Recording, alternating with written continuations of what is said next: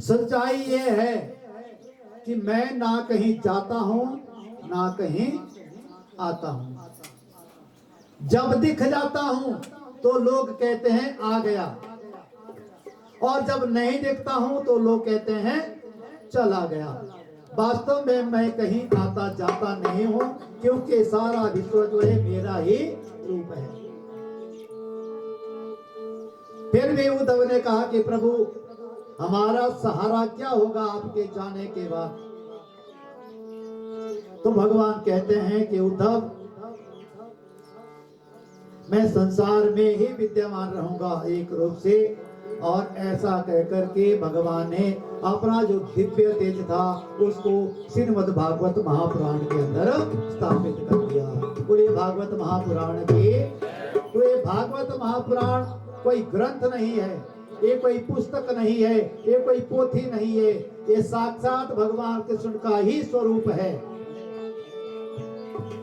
और प्रत्येक सनातन धर्म को मानने वाले के घर में श्रीमद् भागवत की किताब होनी चाहिए। भले ही आप उसको पढ़ो ना पढ़ो, लेकिन उसकी पूजा रोज किया करो घर में। और कभी समय मिले तो जरूर किताब को खोल करके चाहे एक श्लोक पढ़ो।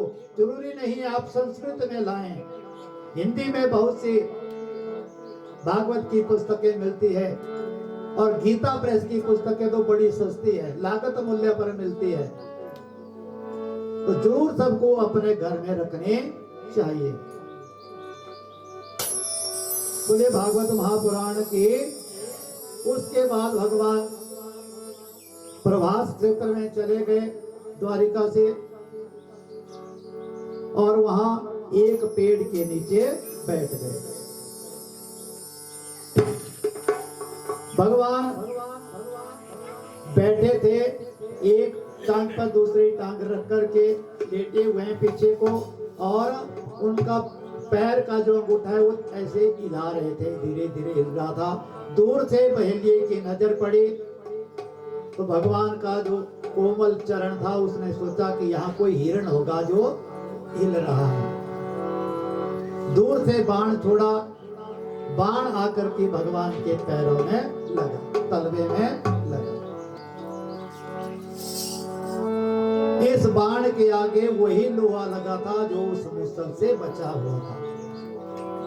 तो बहेलिया दौड़ा दौड़ा आया।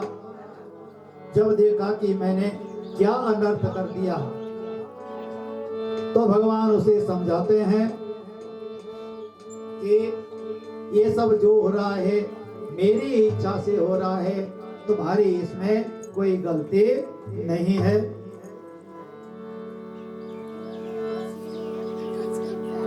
और उस बहेलिये से कहा कि तुम यहां से द्वारिका चले जाओ, वहां अर्जुन आए होंगे, तुमसे कहना कि द्वारिका छोड़ करके इंद्रप्रस्थ चले जाएं, और जितने भी लोग हैं, जितने मेरी पटरानियां हैं, रानियां हैं, उनको भी अपने साथ इंद्रप्रस्थ ले जाएं, क्योंकि मेरे जाने के बाद द्वारिका डूबने वाले है। और ये जो बहेलिया था, ये शिकारी था, पूर्व जन्म में यह बाली था, त्रेता में यह बाली था। भगवान ने त्रेता युग में बाली को छुप करके बाण मारा था। आज उस बहेलिये ने, जो कि पूर्व जन्म का बाली जो बहेलिया बना हुआ है, उसके हाथों भगवान को तीर लगा। तो भैया ये है कर्मों की गति।